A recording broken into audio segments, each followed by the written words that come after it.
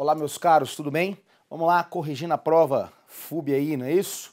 Direito Constitucional da Fundação Universidade de Brasília, essa prova CESP de Direito Constitucional, da questão 63 até a questão 70, beleza? Então vamos começar com a questão 63. Olha o que diz a questão 63.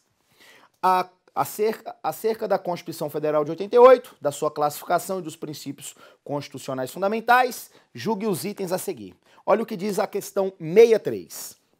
A Constituição instituiu no Brasil um modelo de Estado democrático, em que o poder emana do povo e é exercido tanto por meio de uma democracia direta, quanto por intermédio de uma democracia representativa. Pois bem, a questão está correta, pessoal. Está falando aqui do regime de governo democrático, não é isso?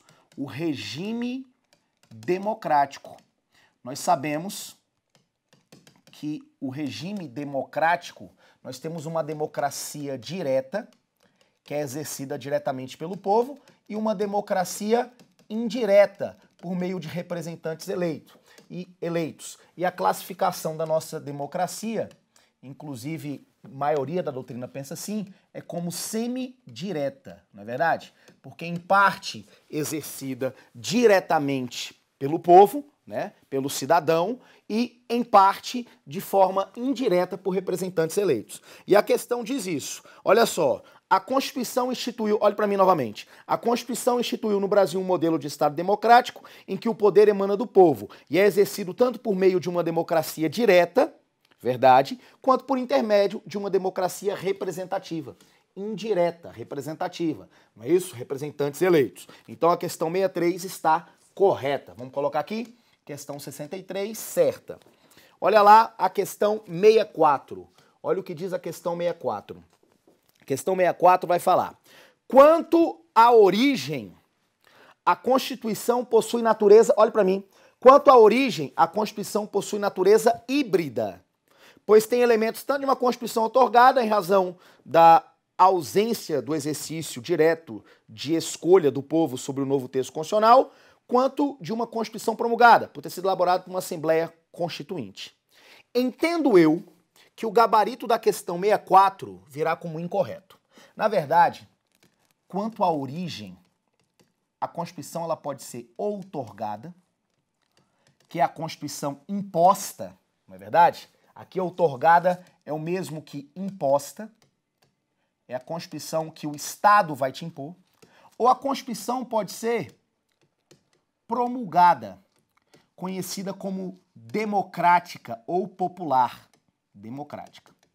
Pessoal, a Constituição brasileira, ela é promulgada, porque ela tem uma data de nascimento, realmente. Ela nasceu por uma Assembleia Constituinte, né? Ela foi elaborada por uma Assembleia Constituinte. Na verdade, elegemos representantes e os representantes estabelecem e criam uma nova Constituição, mas em nome e para o povo. Na verdade, uma parcela da doutrina até entende que parte da Constituição seria outorgada, porque tínhamos senadores da Constituição, senadores de 82, que não foram senadores eleitos. Mas isso é uma questão mais doutrinária de tese do que uma prova objetiva. Creio eu que essa questão virá como gabarito incorreto. Mesmo falando, olha só o que diz a questão. Tanto de Constituição outorgada em razão da ausência do exercício direto de escolha do povo sobre o novo texto constitucional. Realmente, o povo não tem legitimidade para propor PEC, mas isso não torna a Constituição elemento de outorgada. E a doutrina majoritária defende que a Constituição brasileira é promulgada. A Constituição brasileira ela é democrática e não tem elementos de uma Constituição outorgada. Por isso, vamos colocar o gabarito da questão 64 como incorreta, beleza? Essa questão está falsa, errada. Olha a questão 65. Questão 65 diz o seguinte: a forma federativa de Estado adotada pela Constituição dota os Estados-membros de soberania. Já está errado. Nós sabemos que a República Federativa do Brasil, essa federação, e quando eu falo República Federativa do Brasil, eu estou falando que a República Federativa do Brasil é formada pela União, pelos estados, pelo Distrito Federal e também pelos municípios. O artigo 18 da Constituição Federal fala que a organização político-administrativa do Brasil compreende a União, os estados, DF e municípios, ou seja, os entes da federação possuem apenas autonomia. Os entes, a União sozinha tem autonomia, o Estado sozinho tem autonomia, o Distrito Federal tem autonomia e o município tem autonomia. Quando se junta todo mundo, ou seja, quando eu falo da federação, da República Federativa do Brasil, eu tenho a soberania. Porque você já sabe, não é verdade? O atributo da soberania é do todo. O atributo da soberania é do todo. Quem é soberano é a República Federativa do Brasil. Se essa prova fosse a Funiversa, como já caiu numa prova CAGE, né? Agente de Reintegração Social 2007, que já falou que a União tem soberania. Não. O CESP sempre teve um entendimento da maioria da doutrina, só o professor Eli Lopes Meirelles que defendia que a União era dotada de soberania. Hoje não. A maioria da doutrina, a doutrina majoritária, defende que soberania é um atributo do todo. E olha o que diz a questão. Olhe para cá, ó. A forma federativa de Estado adotada pela Constituição dota os Estados-membros de soberania. Tá errado. Porque os Estados possuem apenas o quê? Autonomia. Autonomia, porque o ente é dotado apenas de autonomia. A questão 65 está incorreta. Sugerimos o gabarito aí, incorreto. Olha a questão 66. Julgue os itens seguintes relativos a direitos e garantias fundamentais. Olha a questão 66.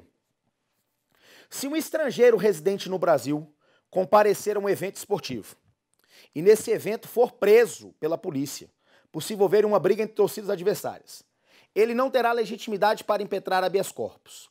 Razão porque deverá acionar a autoridade consular. Já está errado, né, pessoal? Olha para cá. Nós já cansamos de falar, você que foi meu aluno, que está assistindo a correção, você sabe disso, não é verdade? A Constituição, no artigo 5º, diz: todos são iguais perante a lei, sem distinção de qualquer natureza, garantindo-se aos brasileiros e estrangeiros residentes. Então, quem pode utilizar direito fundamental, segundo a CF? Apenas brasileiros e estrangeiros residentes. Só que, logicamente, o estrangeiro turista, o estrangeiro que está de passagem pelo território nacional, ele tem direito fundamental. Claro que é uma gradação. O brasileiro nato tem mais direito que o naturalizado, que tem mais direito que o estrangeiro residente no Brasil, que esse residente tem mais direito que o estrangeiro turista, mas que também tem direito fundamental. Ele não vai ficar sem direito fundamental. E aqui está falando que um estrangeiro não pode impetrar habeas corpus. Não. A legitimidade ativa para se impetrar um habeas corpus é universal. Qualquer pessoa pode, não tem restrição. O estrangeiro pode sozinho, desde que esse habeas corpus seja redigido em língua portuguesa e que tenha assinatura. E aqui está falando que ele não pode impetrar um habeas corpus. Questão simples, questão sem maior dificuldade, está falando, ó, ele não terá legitimidade para impetrar habeas corpus. Claro que você colocou que é a questão 66, se não colocou, fique, a partir de hoje já saiba, né? Não tem restrição para a utilização do habeas corpus. Questão 66 está errada, falsa. Olha a questão 67. Embora, como regra geral, a Constituição vede a prisão civil por dívida, o mesmo dispositivo que institui essa regra excepciona situações em que a referida prisão poderá ocorrer. Meus caros, muito cuidado com isso. A Constituição, vou até colocar aqui, quando ela fala da prisão civil, a Constituição diz assim: é vedada a prisão civil. Prisão civil no Brasil é vedada. Só que ela excepciona. Tá na CF, tá lá no artigo 5º 67. A Constituição excepciona. Ela fala, exceto em 2 casos. Tá na Constituição ainda. Em 2 casos. A Constituição fala do depositário infiel, que ainda tá na Constituição, vou te explicar. E a Constituição fala do devedor voluntário inexcusável de pensão, de prestação alimentícia. Beleza. A Constituição fala de 2 casos. Beleza. E aqui está perguntando, olha o que pergunta, hein? Embora, como regra geral, a Constituição vede a prisão civil por dívida, o mesmo dispositivo que está lá no artigo 5º, verdade?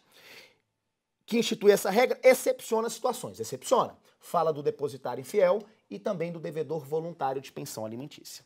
Só que nós temos um tratado internacional que versa sobre direitos humanos, que não foi aprovado por emenda à Constituição, que foi elevado, está acima das leis, mas abaixo da CF, porque tem hierarquia supralegal, que revogou a prisão civil do depositário infiel. Inclusive, é súmula vinculante do STF, que é a súmula vinculante número 25, que estabelece que é ilícita a prisão civil do depositário infiel em qualquer de suas modalidades. A única prisão civil possível, juridicamente possível no Brasil, é a prisão do devedor voluntário inexcusável de alimentos. Embora a Constituição ainda não tenha uma alteração no seu texto constitucional, a Constituição excepciona duas prisões: a do devedor voluntário de prestação alimentícia e também do depositário infiel, que você já sabe que o Supremo vedou a prisão do depositário infiel, mas ainda consta do texto constitucional. Por isso, a Constituição não a pergunta de prova, olha para cá, ó, não pergunta orientação do Supremo Tribunal Federal, ela pergunta o que está escrito na CF. Olha lá. Embora como regra geral, preste atenção no que diz o que diz a pergunta. A Constituição vede a prisão por dívida, o mesmo dispositivo da Constituição, que institui essa regra, excepciona situações em que a referida prisão poderá ocorrer. Beleza, tá aqui as duas situações, embora você saiba que existe a súmula vinculante 25, que veda a prisão civil do depositário infiel. Por isso que o gabarito da questão 67 provavelmente virá como correta questão. Olha a questão 68. Questão 68. Uma das hipóteses de cassação dos direitos políticos é a condenação criminal transitada em julgado. Já está errado, né, pessoal? Já está errado, porque o artigo 15 da Constituição Federal fala que é vedada a cassação de direitos políticos. No Brasil só existe ou perda de direitos políticos ou existe a suspensão. Não existe cassação de direitos políticos. Não é verdade? Porque a cassação pressupõe a perda de direitos políticos, na verdade, definitiva. E não existe pena de caráter perpétuo, pena definitiva no Brasil. Então só existe perda ou suspensão. A perda por prazo indeterminado, que a reaquisição desses direitos políticos não será automática, e a suspensão, que a reaquisição é automática. Então, olha o que diz a questão. Uma das hipóteses de cassação já está errado de direitos políticos é a condenação criminal transitada em julgado por crimes contra a administração pública. Pessoal, condenação criminal, olha para cá, ó.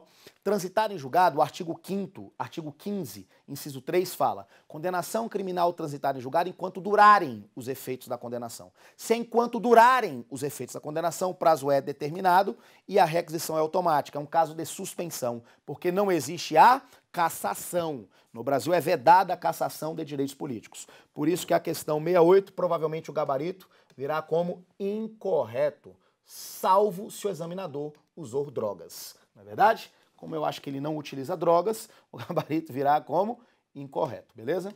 Muito bem. Vou apagar aqui, ficou horrível. Vamos lá. Gabarito aqui da questão 68, errado. Olha a questão 69.